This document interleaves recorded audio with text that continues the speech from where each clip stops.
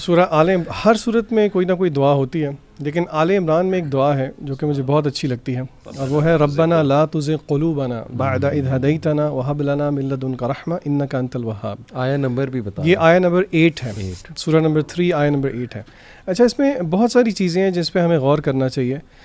ہمارا رویہ عام طور پہ وہ یہ ہوتا ہے کہ ہم سمجھتے ہیں کہ ایک دفعہ ہدایت آ گئی تو پھر جائے گی نہیں۔ اگر آپ ابراہیم علیہ السلام کے اس واقعے پہ غور کریں، جب وہ کعبے کی کنسٹرکشن کر رہے تھے تو وہ کیا دعا کر رہے تھے؟ ربنا وجعلنا مسلمین لک، یعنی کہ اے اللہ ہمیں مسلمان رکھنا۔ یہ کون ہیں؟ امام توحید ہیں۔ اگر وہ یہ سوچتے ہیں تو پھر میرے اور آپ کا فریم آف مائنڈ اگر یہ ہو گیا کہ ہمارا دل پلٹ نہیں سکتا۔ بعد اذ ہدیتنا، اور پھر اس میں دوسری اہم بات یہ ہے the need and the necessity of رحمہ۔ رحمت میرے اور آپ کے لیے کتنی ضروری ہے، جیسے کہ ایک روایت میں بھی اللہ کے نبی صلی اللہ علیہ وسلم نے بتایا کہ تم میں سے کوئی بھی جنت نہیں جا سکتا الا یہ کہ اس کو اللہ کی رحمت گھیر نہ لے۔ صحابہ نے پوچھا یا رسول اللہ صلی اللہ علیہ وسلم کیا آپ کے ساتھ بھی یہ معاملہ ہے؟ تو آپ نے کہا ہاں بالکل میرے ساتھ بھی، او کما قال النبی صلی اللہ علیہ وسلم۔ دا موسٹ پروفاؤنڈ تھنگ ہے جس سے یہ آیت اینڈ ہوتی ہے وہ ہے اللہ کا نام الوہاب، یعنی کہ میننگ اس آیت کا یہ ہے اے اللہ ہمارے دلوں کو ٹیڑھا نہ کر دینا، اس کے بعد کہ آپ نے ہدایت دی اور اپنے پاس سے رحمت عطا کریں، انکا بے شک آپ الوہاب ہیں۔ یہاں پہ اسکالرز ایکسپلین کرتے ہیں کہ الوہاب کا میننگ اگر میں ٹرانسلیٹ کر کے آپ کو بتاؤں تو دا بیسٹور یا دا گیور، اردو میں عطا کرنے والا۔ اور شیخ عبدالرزاق البدر اپنی کتاب میں اس کی جو ہے نا ایکسپلینیشن بتاتے ہیں کہ اس کا مطلب ہے plentiful in giving 3 things, in giving gifts, in giving blessings and in giving benefits. اور وہ کہتے ہیں کہ عربی میں گیور کو اصل میں واہب کہتے ہیں، یہاں پہ وہاب ہے، یعنی کہ عربی میں یہ مبالغے کا صیغہ فعال کے وزن پہ ہے، اس کا مطلب ہے گیور ان ابنڈنس۔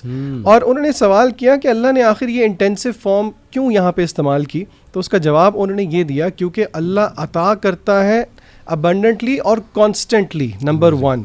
نمبر 2، اللہ تعالیٰ عطا کرتا ہے ان ورائٹی آف فارمز، اور number 3، Allah intentionally gives in amounts that go beyond the necessary and expected.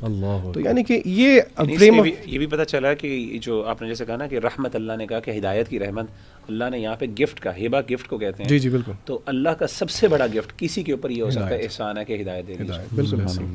اچھا، اس میں نا میں ایک دو مال کے حوالے سے باتیں کرنا چاہتا ہوں، کیونکہ ہمارے ہاں آڈینس جو ہے سورہ بقرہ کے آخر میں اللہ تعالیٰ نے کچھ آیات ذکر کی ہیں مال کے حوالے سے۔ ایک تو نا آیات الربا ہیں، جو کہ صحیح قول کے مطابق آخری آیات تھیں جو کہ قرآن مجید کی نازل ہوئیں، اور قرآن مجید کا اختتام یعنی جو تنزیل میں نزول میں سب سے آخری آیات تھیں۔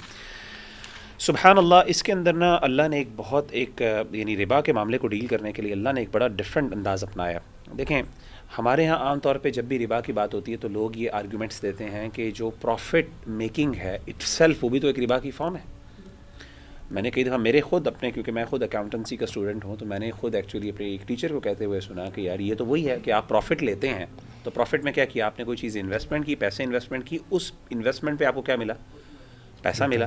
یعنی آپ نے 5,000 روپے لگائے بزنس کے اندر اور آپ کو 10,000 روپے مل گئے، آپ کو پیسے پہ پیسہ مل رہا ہے۔ یہ تو وہی والی بات ہے، اور یہاں پہ ربا کیا ہے؟ آپ نے بینک کو پیسے دیے، اس نے انویسٹمنٹ کی، آپ کو ریٹرن ملا، آپ کو بھی مل گیا۔ مطلب اس میں کیا ڈفرینٹ ہے؟ سبحان اللہ۔